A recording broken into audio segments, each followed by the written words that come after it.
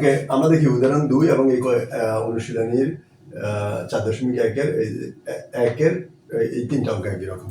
আমরা কিন্তু ঢ যদি করি, ঢ দেখো ঢতে কি বলা আছে, এত এর বর্গ, তো এটার বর্গ করো, যা আছে তাকে লিখবা, লিখে স্কয়ার দিবে, এটাই বর্গ।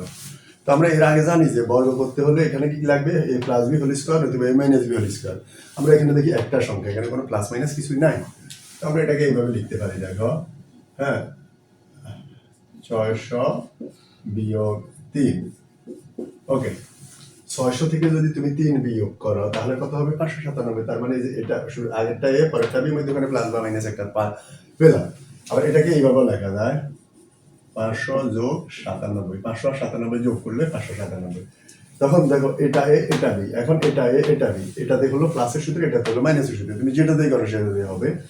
এই যে এটাতে স্কোয়ার দাও, এটা করলে হবে, এটা করলে হবে। তাহলে আমরা কোনটা করবো? বেসিক্যালি আমরা করবো যেটাতে দেখবো একটু ছোট, যেমন ধরো 600 500 একই রকম, এটা 3 এটা 97, তার মানে এটা থেকে এটা ছোট, তার মানে এটাকে আমরা বয়কট করবো, বা এটাতে করলে একই রকম অ্যান্সারই আসবে। ওকে, এইভাবে প্রত্যেকটা আমরা তুমি ট্রাই করবা। এবার আসো শুরুটাই, এই যে আমার এ স্কোয়ার, এখানে মাইনাস মানে -2, 2 সাথে এ বি আসবে, শুরুটা এবং শেষেরটা, প্লাস পরেরটা বি, এই যে আমার বি স্কোয়ার। ওকে, এবার এই পর্যায়ে কি করবো? 600 স্কোয়ার, 600 গুণ 600। তো তুমি কি করবো? 6 কয়বার? 2বার, 2বার হলে 6 6 36, 0 2, 2টা 2বার হলে হয়ে যাবে 4টা। এখানে 6 2 12, 3 6 8, সরি 6 2 12, 12 সাথে তুমি 3 গুণ করো, 3 12 36 আর 0 2টা, 3 স্কোয়ার 3 3 9।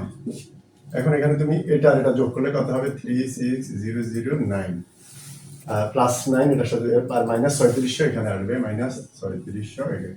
এটা থেকে তুমি বিয়োগ করো, বিয়োগ করলে যে ফলটা পাবা সেটা হলো, ক্যালকুলেটর ইউজ করবা 3564009। ওকে, এটা ক্যালকুলেটর ইউজ করবা, এটা ভালো লাগবে।